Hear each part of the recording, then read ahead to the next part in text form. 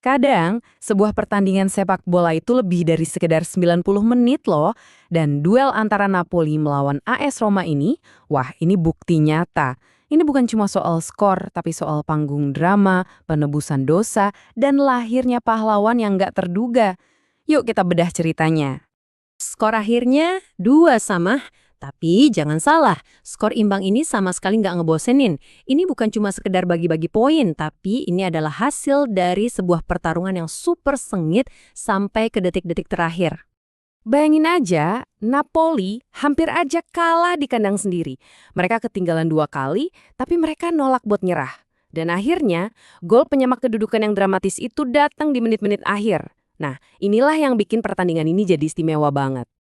Oke, kita masuk ke bagian pertama.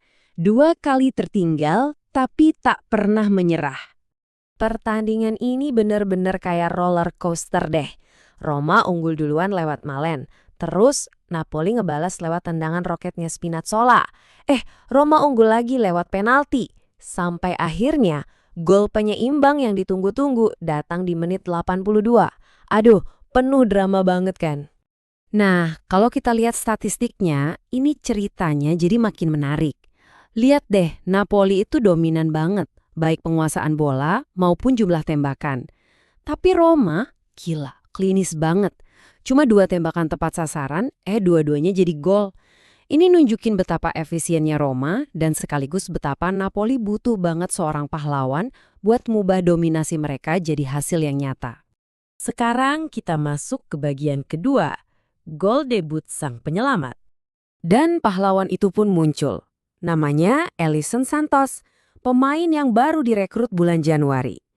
Dia masuk dari bangku cadangan dan langsung mengubah jalannya pertandingan.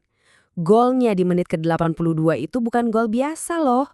Itu gol pertamanya buat klub dan dicetak pas di pertandingan debutnya. Bener-bener debut impian. Dengerin deh apa katanya setelah pertandingan. Mentalitasnya kelihatan banget.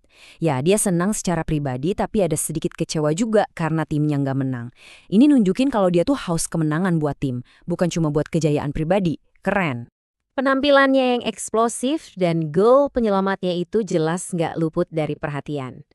Dia pun secara resmi dinobatkan sebagai pemain terbaik di laga itu. Pengakuan yang sangat pantas buat dampak instan yang dia kasih. Kita lanjut ke pahlawan kedua di bagian 3, jalan penebusan dosa seorang bek. Nah, untuk ngerti ceritanya Buongiorno, kita harus mundur sedikit. Jadi, di pertandingan sebelumnya, penampilannya tuh bisa dibilang ancur banget.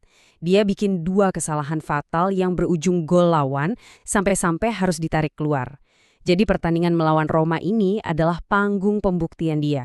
Sebuah kesempatan emas buat nebus semua kesalahannya. Kata-katanya ini benar-benar nunjukin semangat juang yang dia bawa ke lapangan. Dia nggak cuma main buat ngejar 3 poin, tapi juga buat ngebuktiin mental bajanya dan jadi contoh buat rekan-rekannya. Dan inilah inti dari penebusan dosanya.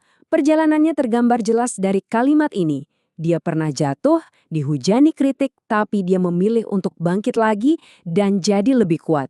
Ini pelajaran soal ketangguhan mental yang luar biasa. Terakhir, di bagian 4, apa sih arti sebenarnya dari hasil imbang ini? Jadi, golnya Santos tadi itu krusial banget. Kenapa? Coba kita lihat klasemennya.